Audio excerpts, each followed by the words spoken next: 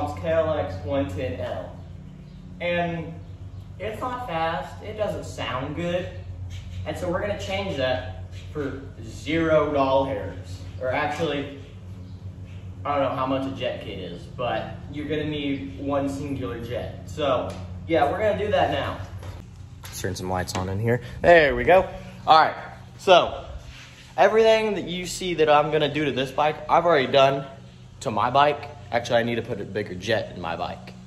But other than that, everything that I've done to that bike is gonna be done to this bike. So we're actually gonna let it cool off because I had to do that intro 2 times, so it's probably a little warm now. But we're gonna let it cool off for a second. We're gonna start stripping it down, and I'm gonna walk you through what I'm gonna do and why it does things. So we'll grab a stand. Everything is kind of out of whack. If you can tell, we're redoing the garage or the shop, you know, making it look all cool and snazzy. Spray foamed it, so it is so cool in here, and it's very nice to actually work in here now. Oh, it's different. There is all sorts of gunk down in here in the little sediment bowl. I don't know if that's what you would call it, but I'm gonna call it a sediment bowl inside the air intake, but we're gonna take that all apart, clean it, and take a part out of that. All right, so I got the fairing off, air filter little cover comes off, sparkly clean. Well, this is where they get you. You see this side of the air filter, you're like, oh yeah, that's clean.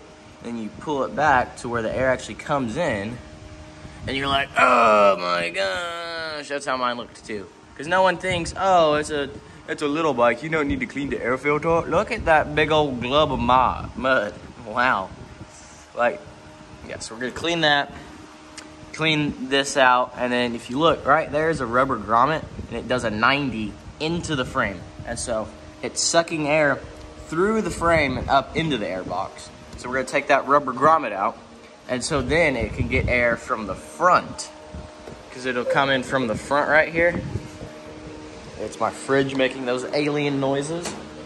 It'll come in from the front right here, and if you look back there, you can see a hole in the frame, and it goes through that hole in the frame into the air box, instead of the air coming from like right here, the hot air from the motor coming up and into the frame and then into it. Which, I mean, granted, you know, if you were going, you know, this deep of water, you would probably want that, so you're not splashing up water getting it in there.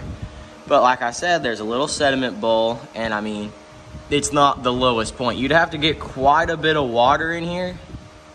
So first of all, you'd have to get water almost up here, but then you would have to fill it up with quite a bit of water to get actually into the intake. And so I just don't find it where you're gonna need this little rubber grommet. So pull this whole casing off, and we're gonna pull that rubber grommet out.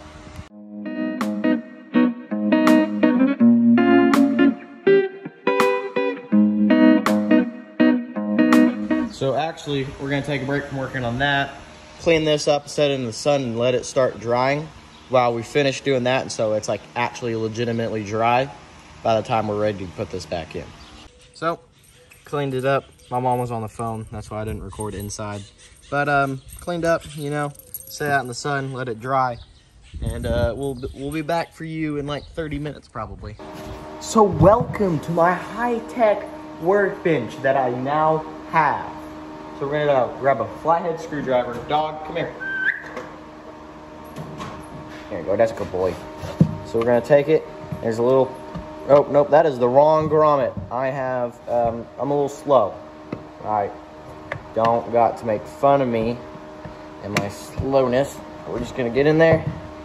You see, we're on the inside of that little edge, right? We're just gonna, boom. Grommet removed. I think it's a grommet. I don't know. Well, could you technically call it a snorkel? I don't know if you could call this a snorkel. That's a possibility. You could call it a snorkel. Because it used the 90 used to point this way, so it was sucking air from the back of the bike. But now it's not necessarily like forced induction, ram air. I think that's what it's called. It's like ram air basically. So it's coming in from the front and then being sucked into the air intake. And I mean, you could hone this out. You know, you could hone it out if you really wanted a lot of air.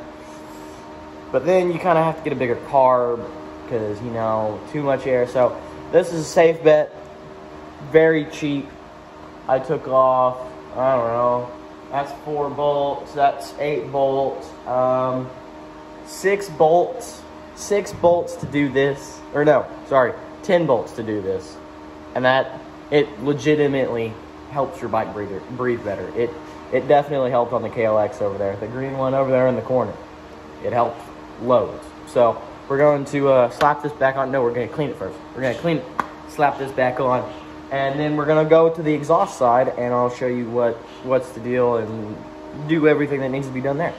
So, laying on my back underneath the bike because it's the easiest way, but there's a bolt right here. About to take the, yep, there it goes. And there's a bolt up in there. Can't really get a ratchet on either one, so it's easier just with a wrench. Grab it, there you go. With the other bolt, always keep your bolts kind of well organized. And then there's one little hanger right there. And then the exhaust, you have to like wiggle it. And so I'll film me wiggling it out because I've done it so many times.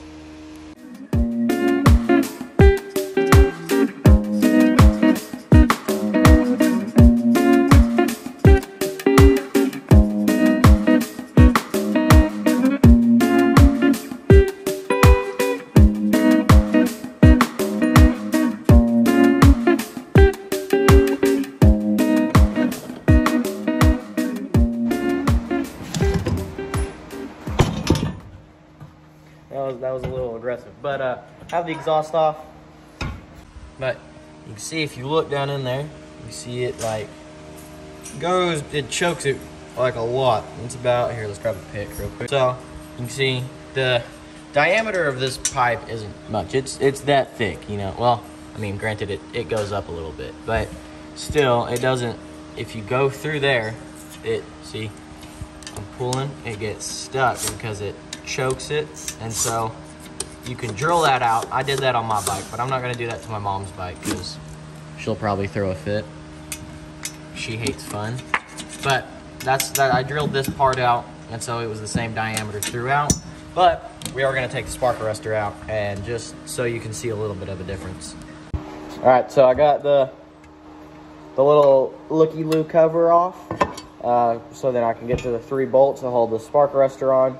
There's a bolt. You can see this one, that one's still in. I'll take that one out real quick. Then you just pull this out.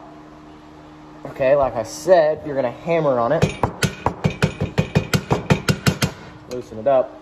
Okay, you're gonna pry on it with your hammer.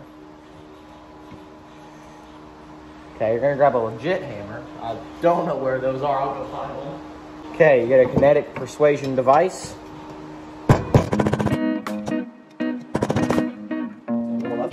There we go. Boom. There we go. You could see the air has to go around and then through this anti-fun device, basically, and then come out this tiny hole, when it could come out that giant hole. And fun device, you know. I mean, you could drill that out. Mine's drilled out, but, you know, it's my mom's bike. I told her everything can be reversible. I can weld, but not good enough to make that the same that it is. So we're just gonna leave it alone, but you can use your imagination. I went with a step bit until it was like tapered and it looked fancy. Yeah, so I'm gonna throw this back on the bike. We're gonna let my air filter dry, and then you'll probably, next time you see me, actually no, I'll be putting on plastics, but then you'll see me with a helmet on. Well, since these bolts experience extreme heat, just dib-a-doo, dib-a-doo. Okay. Honestly, I was more worried about the anti-seize. Look, it got on me. I don't even know how it got on my hand. Anti-seize does get everywhere. So this is my bad for not doing a sound test before. But you can see with no spark arrestor.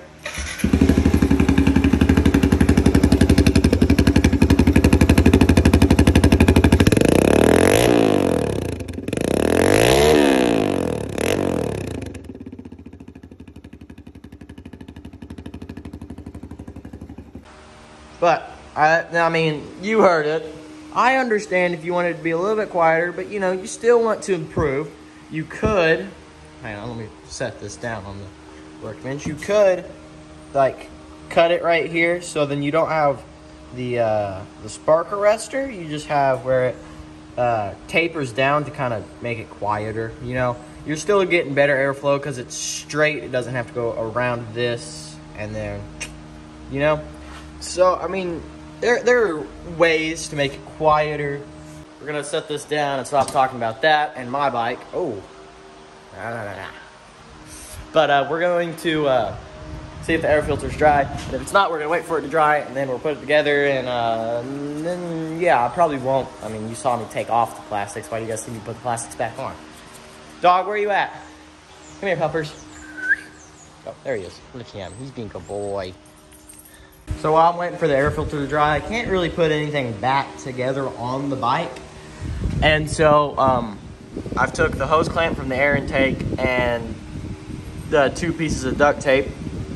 And so it covers up the hole, and then I put the hose clamp over it and sandwiched it. So no air is getting in there, or no water's getting in there. I'm not really gonna wash it, but I'm gonna rinse it off. It's pretty clean, but just clean the motor up mainly. You know, little engine degreaser on that carb. I'll let that.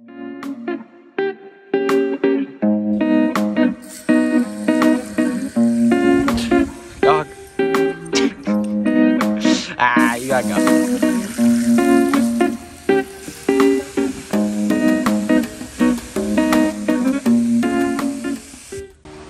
So sadly, it didn't clean it as good as I wanted to, but it's cleaner. Air filter's dry. I have it over here. Have it right here. Dry. We're gonna spray some. I got some spray on air filter oil. Boom. We're gonna spray it, and then put it in its casing. Put it on the bike. Put the bike back together, and go rip. So oh man. I just got it by the spark arrestor. I don't know where to put that. It's becoming a problem. But Connor's about to come over. We're gonna put a tube in his bike. So you're gonna get a little extra in this video. You're gonna learn how to change a tube on a TTR 110 and how to squeeze a little bit more power. You hear him. He lives less than a block away from me. Couldn't have worked out better. Let's see. So he just left his driveway. He is actively in the alley, and he is on our property. That's how far away he is. I know. Sounds good.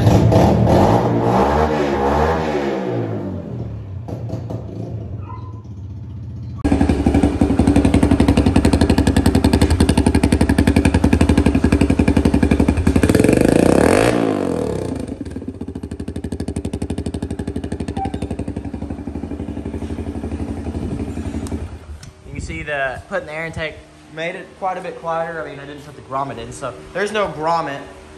So we're gonna put the plastics on and change the tire. And this man's GTR is already starting to take it down. All right, so got the plastics back on. You know, dude, I didn't realize how shiny I got those rims were. That was just with water and a towel. Look how shiny that guy is. Wow. But spark arrestor's out, and that little rubber grommet's out. You heard it just a second ago. So we're gonna go ride.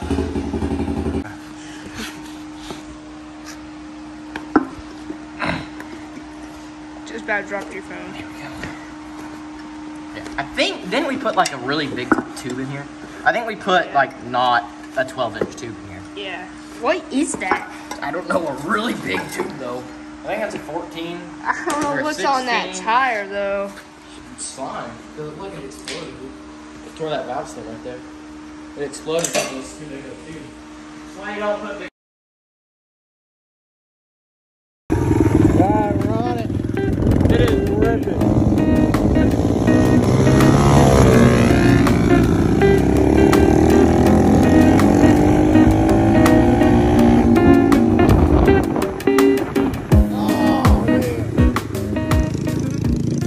There's no way you can't love that. Just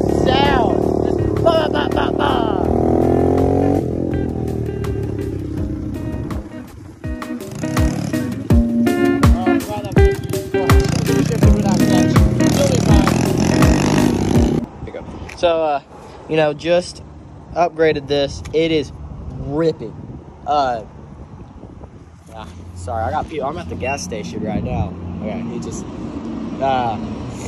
it is ripping. It is going unnecessarily fast. It just spins the rear tire. You know, third gear lean forward, spins the rear tire. No problem at all. I mean, a bug juice. Yes, sir, dude. This thing is minty.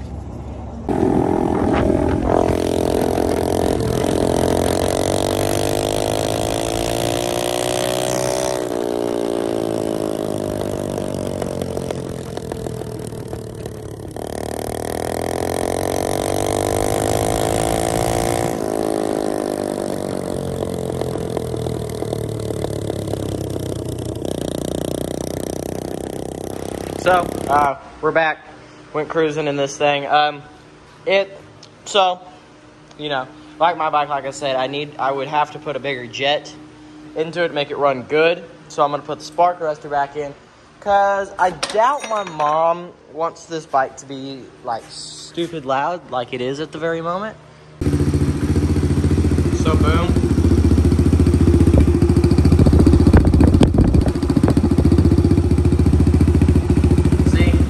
Finds it down, but I mean, you still open it up, like, see the air, you can't see the air, but going in through there.